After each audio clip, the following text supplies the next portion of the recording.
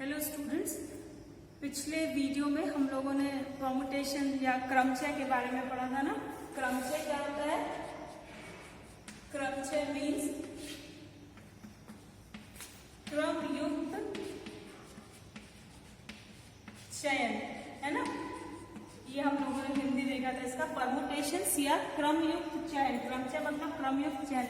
जब हम किसी चीज को सेलेक्ट करते हैं, किसी चीज को पिक करते हैं, लेकिन एक डेफिनिट ऑर्डर में, तो उसे हम क्रमचय कहते हैं। हम लोगों ने देखा था कि यहाँ पे क्रमचय में अगर ए बी और बी ए लिखते हैं तो ये दो अलग अलग अरेंजमेंट्स हैं, और परमुटेशन एक्चुअली क्या होता है? Number of arrangements. तो यहाँ पे परमुटेशन कितनी हो गई? ए बी और बी ए दो हो गए। अगर हमारे पास तीन ऑब्जेक्ट्स हैं ए, बी और सी, तो हम एक टाइम पे चाहें तो एक एलिमेंट ले सकते हैं, एक टाइम पे चाहें तो हम दो एलिमेंट ले सकते हैं, या एक टाइम पे चाहें तो हम तीनों एलिमेंट ले सकते हैं। लेकिन तीन से ज्यादा नहीं ले सकते। क्यों? क्योंकि हमारे पास तीन ही एलिमेंट है। तो इससे अगर हम दो एलिमेंट्स को एक साथ लेके एक वो बना रहे हैं, एक सीक्वेंस बनाना चाहें, एक सिलेक्शन करना चाहें, तो हम ए बी ले सकते हैं, बी सी ले सकते हैं और सी ए ले सकते हैं ना। सबका सबके साथ कॉम्बिनेशन हो गया। लेकिन चूंकि ये परमुटेशन है तो यहाँ पे ए बी और बी ए ये दो डिफरेंट अरेंजमेंट्स होंगे। ऐसे ही बी सी और सी भी दो डिफरेंट अरेंजमेंट्स होंगे। ए सी और सी ए भी दो डिफरेंट अरेंजमेंट होंगे। यहाँ पे ऑर्डर मैटर करता है कि कौन सा एलिमेंट पहले आया है और कौन सा एलिमेंट बाद में आया है। तो इस तरह जब हम ऑर्डर का ध्यान रख के सिलेक्शन करते हैं तो उसे परमुटेशन या क्रमचय कहते हैं, क्रमयुक्त चयन। हम लोग ने इसमें 3-4 फॉर्मूले देखे थे। पहला कि अगर हमारे पास n ऑब्जेक्ट्स हैं और उसमें से हमने r ऑब्जेक्ट्स को चुना है एक टाइम पे। अभी हमने यहाँ पे देखा ना कि अगर 3 ऑब्जेक्ट तो 3 से ज्यादा नहीं चुन सकते, 3 से कम या 3 के बराबर चुन सकते हैं। और चूंकि ये नंबर ऑफ ऑब्जेक्ट है तो ऑब्वियसली हमेशा पॉजिटिव होंगे। एन पी आर की वैल्यू कितनी होती है? Factorial n upon n minus R का फैक्टोरियल। अगर हम एक टाइम पे सभी चीजें ले लें, यानी एन पी एन हो, तो उसकी वैल्यू कितनी होती है? उसकी वैल्यू होती है फैक्टोरियल n। इस फॉर्मूले में r की जगह पे n रख देंगे क्योंकि r इक्वल टू n हो गया है। तो इसकी वैल्यू आ जाएगी फैक्टोरियल n अपॉन फैक्टोरियल 0, और फैक्टोरियल 0 1 होगा। तो इसकी वैल्यू हो गई फैक्टोरियल n। और अगर एक भी चीजें सेलेक्ट ना करें, n p 0 यानी r अगर 0 हो जाए तो क्या होता है? n अपॉन n माइनस 0 का factorial, it is equal to factorial n upon factorial n, it is equal to 1। और अगर सेम टाइप के इवेंट्स का रिपीटेशन हो r बार, तो वो n to the power r हो जाता है। जैसे एक सिक्का अगर आप 3 बार उछालते हैं तो हर बार आपको 2 आउटकम्स मिलेंगे ना, 2। ठीक है, तो 3 बार उछाले हैं तो हर बार, तो इसके परमुटेशन हो जाएंगे 2 इंटू 2 इंटू 2, मल्टीप्लीकेशन के सिद्धांत से, गुणन के सिद्धांत से, तो इट इज इक्वल टू 8। ठीक है, n to the power r। इन्हीं फॉर्मूलों का, इन्हीं सूत्रों का इस्तेमाल करके, यूज करके आज हम एक्सरसाइज 7.3 करेंगे। एक्सरसाइज 7.3 के कुछ क्वेश्चंस हम लोगों ने ऑलरेडी लगा लिया था। आई थिंक क्वेश्चन नंबर 1, 2 हम कर चुके थे। अब हमें वर्ड प्रॉब्लम स्टार्ट करनी थी। Let's take question number 3। अंक 1, 2, 3, 4, 6, 7 को प्रयुक्त करने से कितनी 3 अंकीय सम संख्याएं बनाई जा सकती हैं? अंक दिए हैं 1, 2, 3, 4। अंक कौन से दिए हैं? 1, 2, 3, 4, 6 और 7, 6 and 7। इन सब का इस्तेमाल करके हमें 3 अंकीय संख्या बनानी है। 3 अंकीय संख्या, पहले एक ब्लॉक बनाएंगे, 1s प्लेस, 10s प्लेस और 100 प्लेस। यहाँ पे सम संख्या बनानी है, मतलब 1s प्लेस पे हमेशा एक इवन नंबर होना चाहिए। तो 2, 4 और 6, 2 और 4 और 6, इन तीनों में से ही कोई नंबर 1s प्लेस पे होना चाहिए, तभी ये हमारा क्या कहते हैं, इवन नंबर होगा। ठीक है, तो यूनिट प्लेस को इकाई के अंकों को लिखने की कुल विधि क्या हो गई? इकाई के अंक को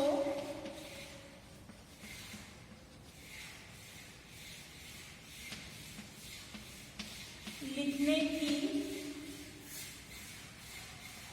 कुल विधि। तुम्हारे पास कितने ऑप्शंस हैं?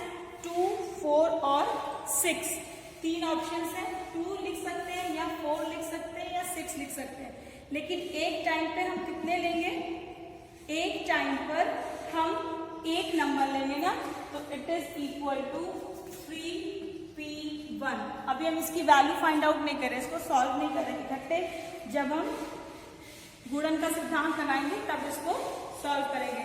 अब चूंकि हमने एक प्लेस फिल कर दिया, अब कितने प्लेसेस बचे? एक टेंस का प्लेस बचा और एक हंड्रेड्स का, मतलब दहाई का अंक और सैकड़े का अंक बचा। तो उसके लिए हमारे पास कितने शब्द बच गए? एक शब्द, कितने अंक बच गए? एक अंक हमने इस्तेमाल कर लिया। कुल अंक कितने थे? 1, 2, 3, 4, 5, 6 अंक थे, ठीक है, क्योंकि बीच में 5 मिसिंग है। तो 6 है, 6 में से आपने 1 ऑलरेडी यूज कर लिया, तो दहाई और सैकड़े के लिए कितने अंक बचे? 5। और 5 में से आप कितने चुनेंगे? 2 प्लेसेस हैं तो 2 चुनेंगे ना, तो शेष 2 अंकों को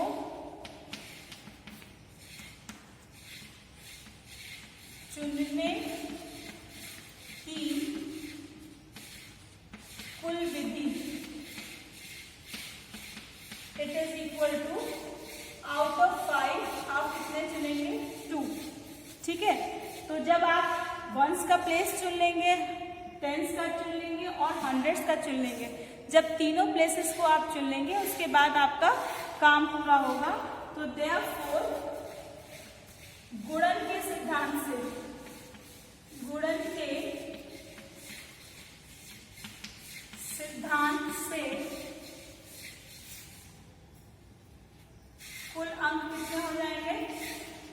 कुल अंकों की संख्या is equal to 5p2 into 3p1। 5p2 NPR के फॉर्मूले से फैक्टोरियल 5 अपॉन 5 माइनस 2 का factorial into factorial 3 upon 3 minus 1 का factorial, it is equal to factorial 5 upon factorial 3 into factorial 3 upon factorial 2। It is equal to factorial 3 से factorial 3 cut गया।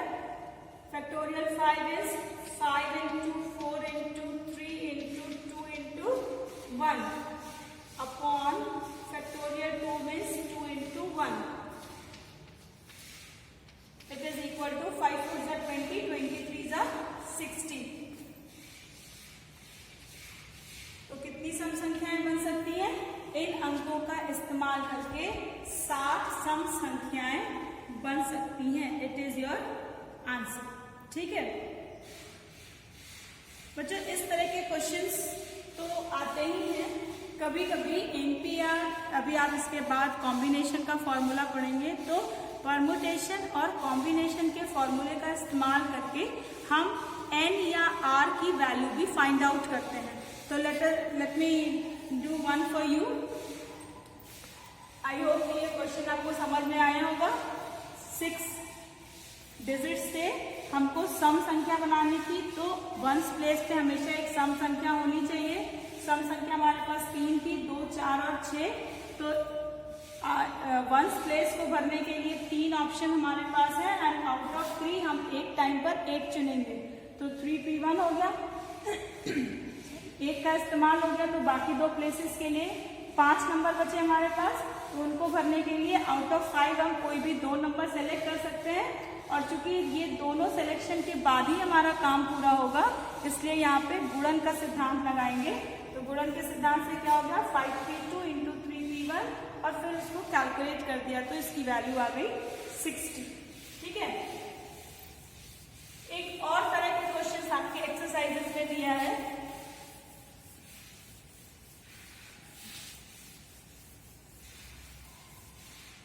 It is question number 5। Question number 5 है, यदि n-1 P3 is to np4 is equal to 1:4, ठीक है, it is equal to 1:4, sorry 1:9,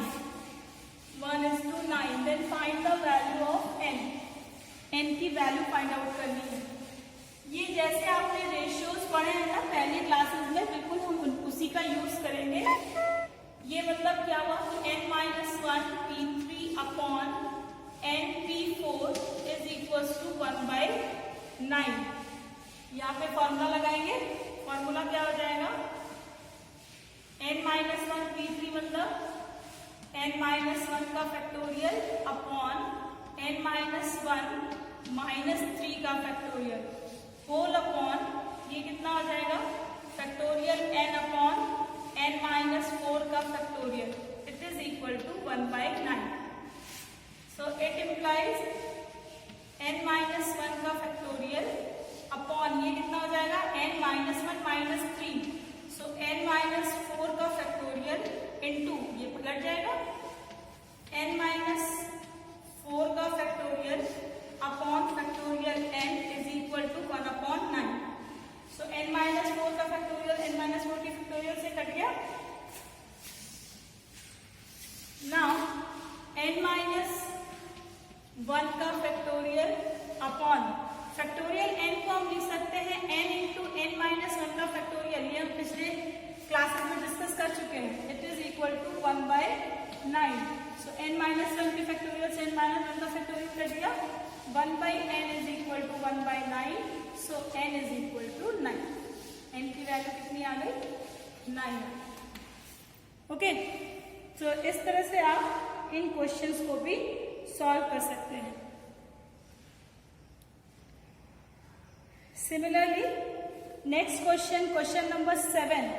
question number 7 के दो parts हैं, one मैं आपके लिए, एक क्वेश्चन मैं आपके लिए कर दे रही हूँ और एक आप अपने आप करेंगे, ठीक है।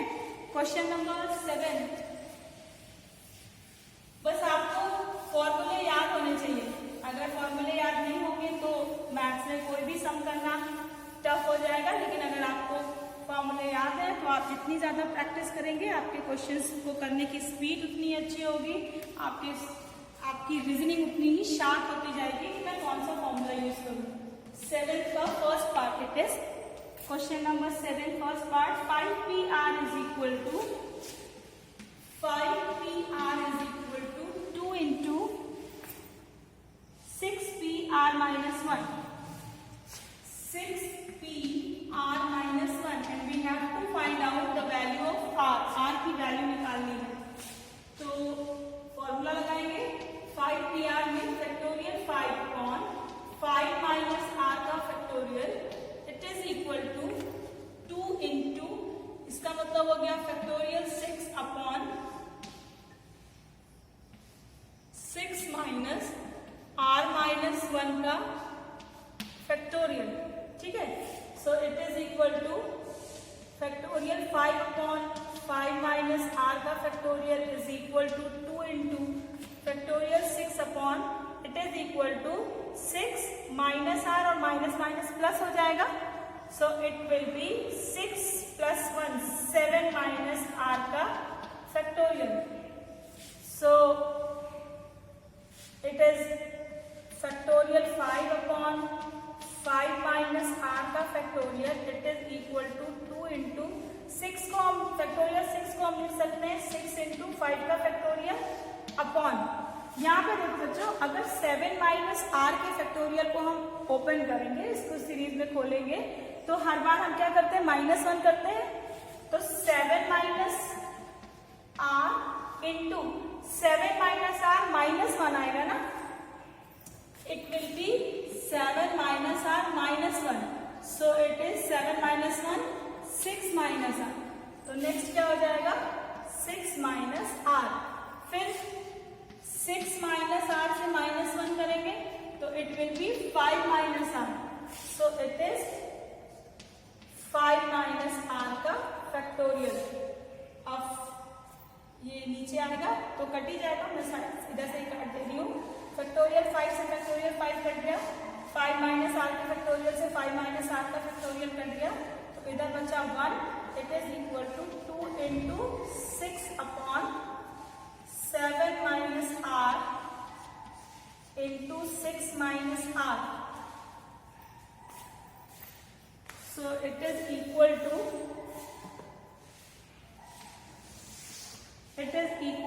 क्रॉस मल्टीप्लाई कर दे तो 7 minus R into 6 minus R is equal to 6 2 ज़ा 12, मल्टीप्लाई करो 7 6 ज़ा 42 minus 7 R minus 6 R plus R square is equal to 12, so R square 6 R and 7 R minus 13 R, और ये इधर आएगा तो माइनस हो जाएगा, 42 minus 12 is equal to 30, so plus 30 it is equal to 0। अब हमारे पास एक क्वाड्रेटिक इक्वेशन बन गया है, R square minus 13 R plus 30 is equal to 0।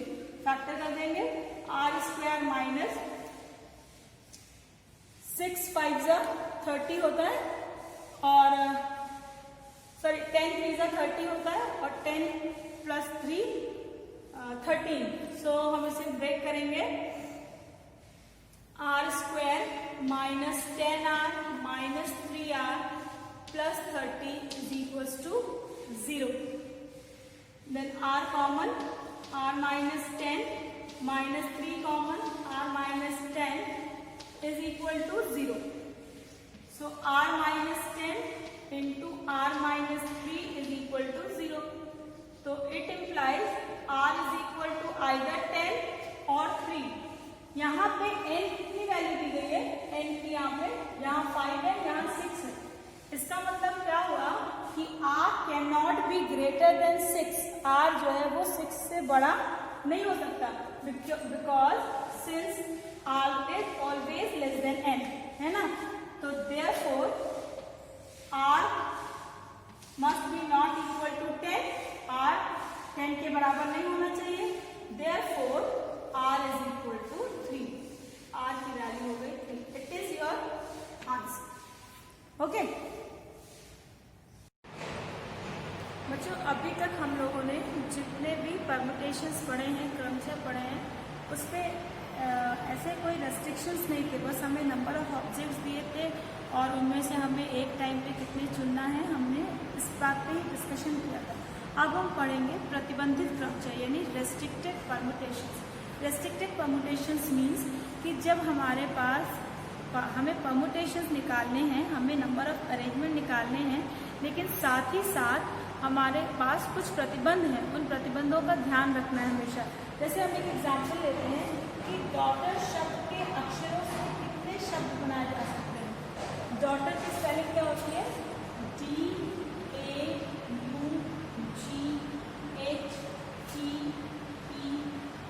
ये डॉटर है ना, 1 2 3 4 5 6 7 8 8 अक्षर है इसमें, और कह रहे क्वेश्चन में कि इससे कितने अर्थ या निरर्थक जो भी है, लेकिन इनको रीअरेंज करके कितने नए वर्ड्स बनाए जा सकते हैं, भले उन वर्ड्स का कोई मतलब निकले या ना निकले। तो पहला केस दिया है कि कोई प्रतिबंध नहीं है, जबकि पहला दिया है कोई प्रतिबंध नहीं, ठीक है, मतलब कोई रेस्ट्रिक्शंस नहीं है, हमें 8 के 8 हर बार लेने हैं। तो शब्दों की संख्या कितनी हो गई, शब्दों की संख्या इज इक्वल टू, हमारे पास 8 लेटर्स हैं और हमको हर बार 8 लेटर्स ही चुनने हैं, ठीक है, तो 8 की 8 हो गया, it is equal to factorial 8। अब फैक्टोरियल 8 की वैल्यू आप कैलकुलेट करके लिख लीजिए, 8 into 7 into 6 into 5 into 4 into 3 into 2 into 1। Now you can do the multiplication. लेकिन दूसरे में कह रहा है कि सभी स्वर एक साथ हैं, सभी स्वर एक साथ हैं। इसमें कितने स्वर हैं, कितने वॉवल्स हैं? वॉवल्स कितने होते हैं? ए you, A E I O you, ये 5 वॉवल होते हैं ना, ए ई आई ओ यू, ठीक है। ये 5 वॉवल्स हमारे इंग्लिश अल्फाबेट्स में होते हैं और प्रतिबंध है इसमें कि सभी स्वर एक साथ रहें। एक साथ रहें मतलब ए यू और क्या है ई, इसमें ये 3 स्वर हैं। अब हमें शब्द तो बनाने हैं, लेकिन शब्द बनाने में इन तीनों को हमेशा एक साथ रखना है। तो इसको आप ऐसे समझ सकते हैं कि ये 3 स्वर को एक साथ मिला के हम एक बंडल बनाएं, ठीक है। तो जब हम इस तरह से करते हैं तो हम इसको एक यूनिट मान लेते हैं, से D G H T, D G H T R, ये 5 हैं और बाकी के ये 3 जो हैं ए यू और ई, इन तीनों को हमेशा हमें एक साथ रखना है। तो हम कैसे किस तरह से चेंज कर सकते हैं? इस तीनों की प्लेस अलग अलग जगह लगा सकते हैं कि तीनों एक साथ हो, और इन 5 को अलग अलग करके हम बार बार रीसेट कर सकते हैं, ठीक है। तो इसमें नंबर ऑफ परम्यूटेशंस निकालने के लिए हम क्या करेंगे कि ये जो तीनों एक साथ हो गए ना, इन तीनों को हम एक यूनिट मानेंगे, 1 एक यूनिट, ठीक है, क्योंकि जब भी उठाएंगे तो हमें इन्हें एक साथ ही उठाना पड़ेगा। और अब बाकी कितने बचे? 1 2 3 4 5। तो यहाँ पे हमने टोटल ऑब्जेक्ट कितना लिया था? 8, जबकि यहाँ पे हम टोटल ऑब्जेक्ट या टोटल लेटर्स कितने लिखेंगे? 1 2 3 4 5 और 8 6। तो यहाँ पे जब हम शब्दों की कुल संख्या निकालेंगे, शब्दों की कुल संख्या, तो यहाँ पे हम क्या लिखेंगे? 8 की जगह पर 6 लिखेंगे कि आउट ऑफ 6, क्योंकि हमने स्वर को एक साथ हमेशा हमें लेना है, तो स्वर की जगह पे हम 1 लिखेंगे, 6 P 6। लेकिन ये परम्यूटेशन है ना, तो इनके प्लेसेस भी अगर अंदर इस ब्रैकेट के अंदर अगर इनकी प्लेसेस भी चेंज होती हैं तो हमें उसे भी काउंट करना पड़ेगा। तो इनकी प्लेसेस चेंज होंगी तो कितनी हो जाएंगी? आउट ऑफ 3 है, और हर बार हम तीनों को ही लेंगे, तो ये हो जाएगी 3 P 3। और जब पूरा काम कर लेंगे तभी हमारा वर्क कंप्लीट होगा। इसका मतलब है यहाँ गुणन का सिद्धांत लगेगा, यानी कुल शब्दों की जो संख्या है वो कितनी हो जाएगी? कुल शब्दों की संख्या हो जाएगी हमारी 6, क्या कहते हैं, 6 P 6 इंटू 3 P 3। इस तरह से ये कुल शब्दों की संख्या आ गई। तो जब भी हमारे पास ये रेस्ट्रिक्शन होगा कि कुछ शब्दों को या कुछ चीज़ों को हमें हमेशा एक साथ रखना है, तो एक साथ रखना है, तो हमेशा ये हमें ध्यान रखना है कि उसे हम एक यूनिट की तरह, एक बंडल की तरह यूज़ करेंगे।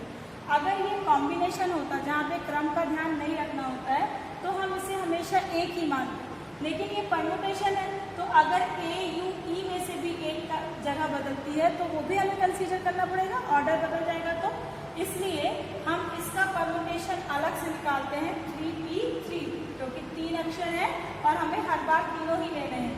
तो 6P6 इंटू 3P3, ठीक है। अब दोनों की वैल्यू रख के और हम कैलकुलेट कर लेंगे, दोनों की वैल्यू निकाल के ये हो जाएगा factorial 6 into factorial 3, and you can solve factorial 6 into factorial 3। Third है कि ए से आरंभ हो, नंबर जो है वो ए से आरंभ हो, हमेशा ही ए से आरंभ हो। अब डॉटर में 8 लेटर्स थे, है ना, 8 लेटर्स थे। 8 में से वो कह रहा है कि पहला लेटर अगर हमेशा ए हो तो बाकी पीछे कितने लेटर्स बचे? 7 लेटर्स बचे। ए के लिए तो अब कोई ऑप्शन ही नहीं बचा, हमें ए हमेशा पहले नंबर पे ही रखना है, तो इसके लिए तो कोई सिलेक्शन की बात ही नहीं रही।